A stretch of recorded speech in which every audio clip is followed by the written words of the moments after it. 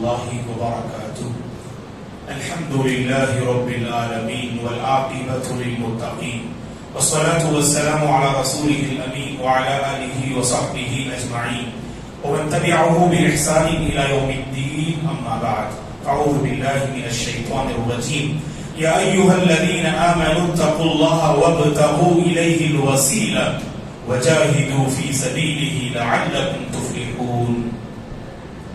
قابل احترام حضرات و خواتین، سورۃ المائدہ کی روشنی میں 4 پیغامات آپ تمام کی خدمت میں. ابھی آپ کے سامنے سورہ مائدہ کی ایک آیت کریمہ کی تلاوت کی گئی. اس آیت کریمہ میں اللہ تعالیٰ فرماتے ہیں، اے ایمان والو، اللہ کا تقوی اختیار کرو، اللہ سے ڈرو. وابتغوا الیہ الوسیلہ، اور اللہ کی نزدیکی چاہو، اللہ کی نزدیکی تلاش کرو. وجاہدوا فی سبیلی، اللہ کی راہ میں محنت کیا کرو، اللہ کی راہ میں محنت کرتے رہو تاکہ تم کامیاب ہو جاؤ. تو یہ آیت کریمہ بہت عظیم پیغام اہل ایمان کو پیش کرتی ہے. اس آیت کریمہ میں اللہ تعالیٰ نے پہلے تقوی کی تعلیم دی، کیونکہ جب اللہ کا ڈر انسان کے اندر پیدا ہوگا تو انسان کے حق میں ممکن ہے، اس کے یہ بس کی بات ہے کہ وہ ہر گناہ سے باز آئے اور اللہ کی ہر تعلیم اور اللہ کے ہر حکم کو دل و جان سے اپنائے. جب تقوی میں خلل اور بگاڑ ہو تو انسان اللہ کے حکم کو اپنانے میں ایک بوجھ محسوس کرتا ہے. اسی لیے اللہ نے بہت سارے مقامات پر جہاں اس نے ایک اہم تعلیم دی اپنے بندوں کو، تو اس سے پہلے تقوی کی تعلیم دی، کیونکہ تقوی اختیار کر لیں تو ہر تعلیم کو، ہر پیغام کو اپنانا آسان اور ہر گناہ سے بچنا آسان. اور پھر اللہ نے کہا کہ اللہ تعالیٰ کی نزدیکی چاہو. تو اس آیت کریمہ کی تفسیر کرتے ہوئے تمام مفسرین نے جس رائے کو پیش کیا، یہاں پر اللہ نے الوسیلہ کہا. وسیلہ سے کیا مراد؟ اللہ کی نزدیکی. تمام مفسرین نے وسیلہ کا معنی اللہ کا تقرب اور اللہ کی نزدیکی ذکر کیا ہے. لیکن بعض اللہ کے بندوں نے یہاں پر وسیلہ کا ایک غلط مفہوم پیش کیا. نعوذ باللہ، اللہ کا وسیلہ تلاش کرو، اللہ کے اولیاء کا وسیلہ تلاش کرو، نبی کا وسیلہ تلاش کرو، نبی کے جاہو منصب کا وسیلہ تلاش کرو، نبی کی نبوت کا وسیلہ تلاش کرو. نعوذ باللہ، وسیلہ اللہ کو چھوڑ کر اوروں کا وسیلہ تلاش کرنا، خاص کر جن کا انتقال ہو چکا ہے ان کا وسیلہ تلاش کرنا، یہ بالکل غلط ہے دوستو. عقیدے سے تعلق رکھنے والی بات ہے. اسی بات اللہ کے بندے دعا کرتے ہیں، اے اللہ اس دعا کو نبی کے صدقے طفیل سے قبول فرما. تو اللہ کے نبی کے صدقے طفیل سے قبول فرما، یہ کہنا یہ بالکل غلط ہے دوستو. کیوں؟ کیونکہ اللہ کے نبی کا وسیلہ ہم لے نہیں سکتے. 3 جو ہے اعمال کا وسیلہ لے سکتے ہیں آپ، 3 چیزوں کا وسیلہ. سب سے پہلے کیا ہے؟ وَلِلَّهِ الْأَسْمَاءُ الْحُسْنَى فَادْعُوهُ بِهَا. اللہ کے جو مبارک نام ہیں، اس کی جو مبارک صفات ہیں، اللہ کے ناموں کا، اللہ کی صفات کا وسیلہ لے سکتے آپ. یعنی دعا کرتے ہوئے، اے اللہ تو الرحمن ہے، تو رحیم ہے، تو سمیع ہے، تو بصیر ہے، تو قدیر ہے، لہذا تو میرے فلاں جو ہے معاملے کو، پرابلم کو سالو کر دے. تو اللہ کے ناموں کا وسیلہ لے سکتے آپ. اور دوسرا، آپ نے ایسے اعمال جو صرف اللہ کو راضی کرنے کے لیے انجام دیا، تو ایسے اعمال کا بھی وسیلہ لے سکتے. کچھ مصیبت میں پھنس گئے آپ، اللہ سے دعا کر رہے ہیں، اے اللہ فلاں موقع پر میں نے جو کام کیا نا، میں نے جو عمل کیا نا، وہ صرف تجھے راضی کرنے کے لیے کیا ہے، اور اس عمل کا واسطہ دے کر میں تجھ سے مانگ رہا ہوں. اب مصیبت میں پھنسا ہوا ہوں، لہٰذا میری اس مصیبت کو تو دور فرما. وہ مشہور واقعہ آپ جانتے، غار میں 3 آدمی پھنس جاتے ہیں اور کیسے باہر نکلتے ہیں؟ تو اپنے نیک عمل کا وسیلہ جو ہے وہاں پیش کرتے ہیں. تو آپ نے زندگی میں جو نیک کام کیا، جو صرف اللہ کو راضی کرنے کی خاطر، اس نیک کام کا وسیلہ دے کر آپ اللہ سے مانگ سکتے ہیں آپ. اور تیسرا کیا ہے؟ معاشرے کی جو زندہ نیک لوگ ہیں، تو ان کا واسطہ بھی دے کر اللہ سے مانگ سکتے. عمر بن خطاب رضی اللہ عنہ بارش طلب کرنے کی نماز میں جب دعا کرتے ہیں آپ اللہ سے یوں دعا کرتے ہیں اے اللہ ہماری اس مجلس میں تیرے نبی کے چچا عباس بن عبد المطلب بھی موجود ہے جو بڑے نیکوکار ہیں جو پرہیزگار ہیں. اے اللہ ان کا واسطہ دے کر ہم تجھ سے مانگتے ہم پر بارش نازل فرما. عمر بن خطاب رضی اللہ عنہ نے کس کا واسطہ نہیں لیا؟ اللہ کے نبی کا واسطہ نہیں لیا کیونکہ آپ انتقال کر گئے. جو وہاں موجود تھے نا عباس بن عبد المطلب جو اللہ کے نبی کے چچا ان کا آپ نے وسیلہ لیا. یا اسی طرح سے نیک لوگوں کی خدمت میں پہنچ کر دعا کی درخواست کر سکتے ہیں کہ آپ ہمارے لیے دعا کیجیے گا. تو اس کے علاوہ جو دوسری شکلیں ہیں لوگوں کے پاس اللہ رحم فرمائے نیک لوگوں کا وسیلہ لینا جو انتقال کر گئے, اولیاء اللہ کا وسیلہ لینا جو اپنی قبروں میں موجود ہیں, اور اسی طرح سے اللہ کے نبی صلی اللہ علیہ وسلم کے صدقہ طفیل سے یہ دعا قبول فرما, یہ کہنا یہ سراسر غلط ہے دوستوں. کیوں؟ کیونکہ اللہ نے اس آیت میں جس وسیلے کا ذکر کیا ہے تمام مفسرین کا اتفاق ہے کہ وَابْتَغُوا إِلَيْهِ الْوَسِيلَةَ کا مطلب اللہ کی نزدیکی چاہو, اللہ کی نزدیکی تلاش کرو. میرے اور آپ کی زندگی کا مقصد جانتے دوستوں کیا ہونا چاہیے؟ ہم اپنے رب کو راضی کریں, اپنے رب کا تقرب حاصل کریں. اللہ کے بعض بندے دنیا میں لوگوں کو خوش کرنا چاہتے, بس لوگوں کو خوش کرنے کے لیے ساری حدیں پار کر لیتے اور اللہ کو راضی کرنے کے لیے خواہشات کو چھوڑتے نہیں. کتنی کمزوری ہے نا ہماری. کیوں؟ کیونکہ میں نے لوگوں کو خوش کر دیا نا تو لوگوں کے ساتھ میرے کچھ مفادات جڑے ہوئے ہوتے ہیں, لوگوں کے ساتھ میرے کچھ دنیاوی فائدے ہوتے ہیں. وہ دنیاوی فائدے حاصل کرنے کے لیے میں لوگوں کو خوش کر دیتا ہوں اللہ کو ناراض کر کے. اعوذ باللہ. ہمارا ایسا عمل نہیں ہونا چاہیے دوستوں. ہمیشہ اللہ کو راضی کیجیے, رب کو راضی کیجیے. تو بہت جلد لوگ آپ سے ناراض بھی ہو جائے نا اللہ تعالیٰ لوگوں کو آپ سے راضی کر دیں گے. اگر آپ نے اللہ کو ناراض کر دیا, لوگوں کو بظاہر آپ نے خوش کر دیا, یاد رکھیں جو لوگ آپ سے خوش ہوئے ہیں نا یہ خوشی ہمیشہ کے لیے باقی نہیں رہے گی. بہت جلد لوگوں کو اللہ تبارک و تعالیٰ آپ سے ناراض کر دیں گے. ترمذی, ابن ماجہ اور صحیح الترغیب کی وہ روایت جو بڑی عظیم جو ہے حدیث ہے, اس حدیث پر غور کیجئے گا اور کوشش کیجئے گا کہ اس حدیث میں ہم مصداق بن جائیں, اس حدیث پر ہم عمل کرنے والے بن جائیں. وہ کون سی حدیث؟ اللہ کے نبی نے فرمایا صلی اللہ علیہ وسلم نے من التمس رضا اللہ بسخط الناس رضی اللہ عنہ وارضى عنہ الناس ومن التمس رضا الناس بسخط اللہ سخط اللہ علیہ واسخط علیہ الناس. اگر کوئی بندہ اللہ کو راضی کرنا چاہتا ہے اور لوگ ناراض ہو گئے, آپ دین پہ عمل کرنا چاہ رہے ہیں, سنت پہ عمل کرنا چاہ رہے ہیں, آپ کے قریبی کوئی رشتہ دار ناراض ہو گئے آپ سے, ڈریے مت, اپنی اس سنت پر باقی رہیے, اپنی اس دین پر باقی رہیے. آپ جو لوگ ناراض ہوئے نا آپ سے, اللہ کے نبی نے خوشخبری سنائی, اللہ اس بندے سے راضی ہوا. اور جو لوگ آپ سے ناراض ہوئے ہیں بہت جلد لوگوں کو اللہ تعالیٰ آپ سے راضی کر دیں گے انشاءاللہ. لوگوں کے دلوں کو آپ کے حق میں کھول دیں گے. ابھی لوگ آپ کو نہیں سمجھ رہے ہیں, ایک زمانہ آئے گا لوگ آپ کو سمجھیں گے, آپ کی قدر کریں گے, آپ کی عزت کریں گے اور آپ کو دل سے چاہیں گے انشاءاللہ. اور وہیں پر اللہ کے نبی نے فرمایا جو بندہ اللہ کو ناراض کر کے لوگوں کو خوش کر دے, یاد رکھنا اللہ بھی ناراض اور بہت جلد لوگ بھی آپ سے ناراض ہو جائیں گے.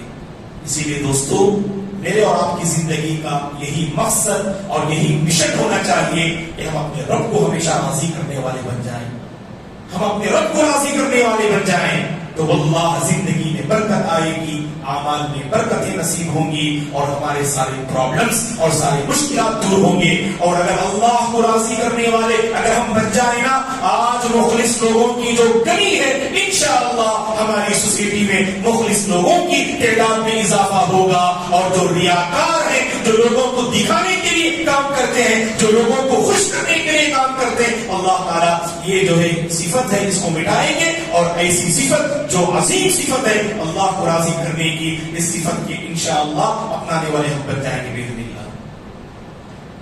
ایک اور آیت کریمہ سورہ مائدہ کی اللہ تبارک و تعالیٰ فرماتے ہیں اس میں سماعون للکذب اکالون للسحت. اس سے پہلے مختلف مواقع پر قرآن مجید میں یہودیوں کی جو بری صفات ذمیمہ کو جو اللہ نے ذکر کیا ہے، مختلف صفات کو ہم نے ذکر کیا سورہ بقرہ، سورہ آل عمران اور سورہ نساء کی روشنی میں. تو سورہ مائدہ میں بھی اللہ تعالیٰ نے اہل کتاب کی بعض بری صفات کو ذکر کیا ہے. ان میں سے ایک بری صفت کیا تھی جانتے ہیں؟ سماعون للکذب. یہودی جھوٹ اور جھوٹی باتیں سننے کے زیادہ عادی تھے. وہ سچ بات کو پسند نہیں کرتے تھے. جہاں جھوٹی بات ہوتی نا اس کو پسند کرتے تھے. ان کے کان کہاں کھڑے ہوتے؟ جہاں جھوٹی باتیں ہوں. جہاں سچی بات ہو انہیں کڑوی لگتی، اور جہاں جھوٹی بات ہو تو ان کا دل ان جھوٹی باتوں کو سن کر مزے لیتا. اسی کو اللہ نے قرآن میں کہا سماعون للکذب، کہ یہ یہودی جھوٹی بات سننے کے زیادہ عادی ہو چکے ہیں. دوستو، ہمیں بھی اپنے فرینڈ سرکل کا جائزہ لینا چاہیے. ہمارے بھی دوست کبھی ایسے ہوتا ہے جس دوست سے جھوٹ بولتے اور ہم ایسوں سے بہت قریب رہتے اور ایسوں کو ہم چاہتے. اگر آپ کے دوست جھوٹے ہونا، آپ سچے کیسے ہو سکتے ہیں؟ ہے کہ نہیں؟ کہ اگر آپ نے سچوں کے ساتھ دوستی کی، آپ بھی سچے، آپ کی زبان میں بھی سچائی آئے گی، آپ کا ماحول بھی سچا ہونے گا. اگر آپ نے جھوٹے لوگوں کی صحبت اختیار کی نا تو اس کا اثر آپ کی شخصیت، آپ کی سوچ اور آپ کے قول و فعل اور آپ کے کردار پہ اس کا اثر پڑے گا. تو اسی لیے ہمیشہ اپنے سرکل کو آپ جو ہے سچا بنانے کی کوشش کی تھی. جھوٹ بول رہا ہے آپ کا دوست، سمجھائیے گا اسے، بھائی جھوٹ مت بولیے. میں جانتا ہوں آپ جھوٹ بول رہے ہیں، اللہ تعالیٰ جھوٹ بولنے والوں کو پسند نہیں کرتے. جھوٹ بولنے والوں پر اللہ کی لعنت ہوتی ہے. جھوٹ بولنے والے کبھی کامیاب نہیں ہوتے. جھوٹ بولنا کبیرہ گناہ ہے اور جھوٹ بولنا منافقین کی پہچان ہے. اور جھوٹی بات سنانا یہ اہل کتاب کی جو ہے یہ پہچان رہی ہے. آپ سمجھائیے گا، کیا پتا آپ کے سمجھانے سے اس کی زبان میں اللہ تعالیٰ سچائی جو ہے پیدا فرما لے انشاءاللہ. تو ہم اپنے دوستوں میں رہتے ہوئے کوئی جھوٹی بات کہہ رہا ہے، ہم سن کر بھی مزے لیتے ہیں. جانتے ہیں کہ آپ جو ہے سبحان اللہ وہ غلط بات کہہ رہا ہے، جھوٹی بات کہہ رہا ہے، تو کبھی بھی آپ اپنے کانوں کو جھوٹی باتوں کے حوالے مت کیجیے دوستو، ورنہ اللہ تعالیٰ اس کان سے سچائی کی توفیق چھین لیتے ہیں. ہے کہ نہیں؟ کہ اللہ تعالیٰ ہمارے کانوں سے کون سی توفیق چھین لیتے ہیں؟ سچائی کی توفیق چھین لیتے ہیں. اس لیے ہمیشہ سچ بولیے، سچوں کے ساتھ رہیے. یا ایھا الذین آمنوا اتقوا اللہ وکونوا مع الصادقین، اے ایمان والو اللہ کا تقوی اختیار کرو اور جو سچ بولتے ہیں ایسے سچوں کے ساتھ اپنی زندگی بتائیے. آپ اپنے ایسے سچوں کے ساتھ رہنے کی کوشش کیجیے. اور دوسری بات، اکالون للسحت، یہ یہودی حرام کھانے کے زیادہ عادی ہوتے ہیں. حرام کھانا بہت پسند ہے. ایک بات میں آپ کو ذکر کر دوں دوستو، جانتے ہیں نا آپ جو طریقہ آپ نے اختیار کیا ہے، جو راستہ آپ نے اختیار کیا ہے وہ حلال نہیں، حرام. پھر بھی آپ حرام مال کماتے جا رہے ہیں اور اس راستے پہ آگے بڑھتے جا رہے ہیں. جانتے ہیں آپ ایک طرف حرام کمائی کو اختیار کرنے والا، حرام مال کو اپنانے والا اللہ کی ناراضگی کو مول لیتا ہے اور اپنی دنیا کے ساتھ آخرت بھی تباہ و برباد کر لیتا ہے، اور یہ گناہ کبیرہ ہے. اور اس میں اہم نکتہ یہ ہے، اہل علم نے بیان کیا کہ اگر ایک انسان حرام کھانے کا عادی ہو جاتا ہے تو اس کا اثر اس کی سوچ پہ پڑتا ہے. جو حرام کھاتے ہیں نا ان کی سوچ مبارک نہیں ہوتی ہے. آپ دیکھ لیجئے گا، بڑی گندی سوچ رکھتے ہیں. اس لیے آپ حلال روزی اختیار کریں گے تو حلال روزی کا اثر آپ کے قول، آپ کے فعل پہ بھی ہوتا ہے. آپ کی گفتگو اور آپ کے طرز زندگی پر بھی حلال روزی کا اثر ہوتا ہے. اسی لیے حلال روزی اختیار کرنے والوں کی سوچ محفوظ رہتی ہے، نگاہیں محفوظ رہتی ہے، کان محفوظ رہتے ہیں، ان کا دل و دماغ محفوظ رہتا ہے. لیکن جو حرام کماتے ہیں نا، آپ دیکھ لیجیے، جھوٹ بولیں گے، دوسروں کو دھوکہ دیں گے، دوسروں کے جذبات اور فیلنگ کی ان کے پاس کوئی ویلیو نہیں ہوگی. وہ جہاں بھی جائیں گے نعوذ باللہ انسانی صفت ان کے اندر نظر نہیں آئے گی، حیوانی صفت نظر آئے گی. دوسروں کی عزت کے ساتھ کھلواڑ کریں گے, دوسروں کی عزت کی دھجیاں اڑائیں گے. کیوں؟ کیونکہ حرام مال کا اثر. تو اسی لیے دوستو حرام مال کا اثر پڑتا ہے انسان کی شخصیت پر. اسی لیے ہمیشہ حلال روزی اختیار کرنا. جو انسان پاک باز ہوتے ہیں ان کا کردار بھی بڑا پاکیزہ ہوتا ہے, اور جو حلال راستہ چھوڑ کر حرام راستہ اختیار کرتے ہیں ایسے لوگوں کا کردار بے داغ نہیں ہوتا. یہ لوگ بہت داغدار نظر آتے ہیں, ان کی شخصیتیں ہمیشہ داغدار نظر آتی ہیں. تو اسی لیے صفت سے بچنے کی کوشش کیجیے گا دوستو. اور ایک اہم بات جو اللہ نے سورہ مائدہ میں اس کو ذکر کیا ہے, یا ایھا الذین آمنوا من یرتد منکم عن دینہ فسوف یأتی اللہ بقوم یحبهم ویحبونه. بڑی عظیم آیت ہے. اگر کوئی بندہ جسے اللہ نے ایمان سے مالا مال کیا, اگر وہ ایمان کی راہ چھوڑ دیتا ہے, دین کی راہ چھوڑ دیتا ہے, اور صرف اپنی دنیا آباد کرنے اور اللہ کی نافرمانی میں اپنی زندگی بسر کرتا ہے, یاد رکھ لینا دوستو وہ بندہ دین کا کچھ بگاڑ نہیں سکتا. اور اللہ کے بندے کیا سمجھتے, ہم نیکی کرتے ہیں تو اس سے دین کو فائدہ پہنچے گا اور اللہ کو فائدہ پہنچے گا. نعوذ باللہ, ہماری دینداری کا فائدہ صرف ہمیں پہنچے گا. یاد رکھیں آپ, اس سے ہماری عقیدت بنے گی. اللہ کی شان میں ذرہ برابر بھی کوئی اضافہ نہیں ہوگا. اللہ کے نبی نے فرمایا اگر تم سب کے سب اگر دیندار بن جاؤ اللہ کی شان میں ذرہ برابر بھی اضافہ نہیں ہوگا. اگر تم سب کے سب گنہگار بن جاؤ اللہ کی شان میں ذرہ برابر بھی کمی نہیں آئے گی. ہم دیندار بنے تو ہمارا فائدہ, ہم بگڑے تو ہمارا نقصان ہے دوستو. اسی لیے اللہ نے دین سے مالا مال کیا, ایمان سے مالا مال کیا, اور آپ دین سے ہٹ رہے ہیں, ایمان کو چھوڑ رہے ہیں. یہ نہ سمجھ لینا کہ آپ دین کا کچھ بگاڑ رہے ہیں. اللہ نے دین دیا ہے, ایمان عطا کیا ہے, ایسی زندگی بسر کیجئے کہ جانے سے پہلے ہم اس دین کے لیے کچھ کر کے چلے جائیں. ہمارا کچھ رول ہونا چاہیے, ہمارا کچھ کردار ہونا چاہیے اس دین کی خاطر. جاتے جاتے کچھ کر کے جائیے. اللہ نے آپ کو دولت دی تو دولت کے ذریعے کچھ اس دین کا سپورٹ کیجیے. آپ اس دین کو آگے بڑھانے میں اپنا ہاتھ بٹائیے, اپنا رول جو آپ پیش کیجیے. اللہ نے آپ کو صلاحیت دی ہے, عقل دی ہے, تو عقل کے ذریعے اچھے مشورے دیجیے اور معاشرے میں بہتری لانے کے لیے کچھ مفید مشوروں سے آپ نوازیے گا. اللہ نے آپ کو طاقت دی ہے, طاقت کا صحیح استعمال کیجیے, ظالم کا ہاتھ روکیے اور مظلوم کی مدد کیجیے.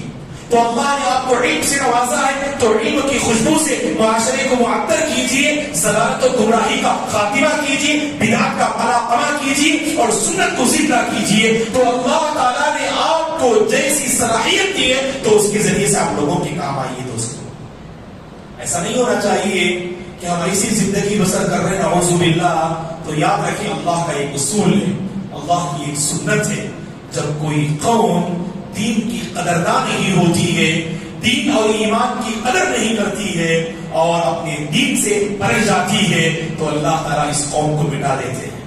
اللہ تعالیٰ اس قوم کو مٹا دیتے ہیں اور ایک ایسی قوم کو لے آئیں گے جو قوم اللہ کو چاہنے والی ہوگی, جو قوم اس کے رسول کو چاہنے والی ہوگی, جو قوم اس کے دین کو چاہنے والی ہوگی, جس قوم سے اللہ تعالیٰ محبت کرنے والے ہوں گے. تو اللہ تعالیٰ کی طرف سے وارننگ ہے اس میں, بھائی تتولوا یستبدل قوما غیرکم ثم لا یکونوا امثالکم. اگر تم روگردانی کرو گے نا, اگر دین پر قائم نہ رہو گے, دین اللہ کی بہت بڑی نعمت, بہت بڑا تحفہ اور عظیم انعام ہے یہ. اگر تم اس سے روگردانی کرتے رہو گے, اعراض کرتے رہو گے اور اسے زندگی میں اپنانا نہیں چاہو گے, اللہ تمہیں مٹا دے گا. ایک ایسی قوم کو لے آئے گا جو تمہاری طرح نافرمان نہیں رہے گی, جو تمہاری طرح بد اخلاق نہیں ہوگی, جو تمہاری طرح بے دین نہیں ہوگی, بلکہ وہ قوم تو با اخلاق ہوگی, وہ قوم تو دیندار ہوگی, وہ قوم تو ایمان پر قائم رہے گی. تو میرے حال دوستو, اللہ تعالیٰ نے مجھے اور آپ کو یہ دین اور یہ اسلام اللہ نے عطا کیا ہے. کوشش کیجئے گا, اللہ نے جتنی ہمیں طاقت دی ہے, صلاحیت دی ہے اور جتنی زندگی اللہ ہمیں عطا کر رہے ہیں, اس زندگی کو, ان صلاحیتوں کو اور اس طاقت اور قوت کو ہم دین کے لیے استعمال کرتے ہیں. ہمارا کچھ ایسا کردار اور ایسا رول ہونا چاہیے کہ جاتے جاتے اور جانے سے پہلے ہم اس دین کے لیے کچھ کر کے جائیں. اللہ سے ہماری دعا ہے اللہ تبارک و تعالی صحیح معنی میں اس کا تقوی اختیار کرنے کی توفیق عطا فرمائے. اللہ کو راضی کرنا یہ میرے اور آپ کی زندگی کا مقصد بن جائے تو اس مقصد پر اللہ تبارک و تعالیٰ مجھے اور آپ کو مرتے دم تک باقی رکھے. اللہ کو راضی کرنے والے ہم بن جائیں, اللہ کی نزدیکی کو ہم پانے والے بن جائیں, اللہ سے سچی محبت کرنے والے ہم بن جائیں, اور اللہ نے دین کی شکل میں جو عظیم انعام ہمیں عطا کیا ہے اس دین کی ہم قدر کرنے والے بن جائیں, اور جاتے جاتے اور جانے سے پہلے اس دین کے لیے کچھ کر کے جانے والے بندوں میں اللہ ہم سب کو شامل فرمائے. آمین. اقول قولی ھذا واستغفر اللہ لی ولکم ولسائر المسلمین من کل ذنب فاستغفروه انہ هو الغفور الرحیم. سبحانک اللہم وبحمدک اشہد ان لا الہ الا انت استغفرک واتوب الیک. السلام علیکم ورحمۃ اللہ وبرکاتہ.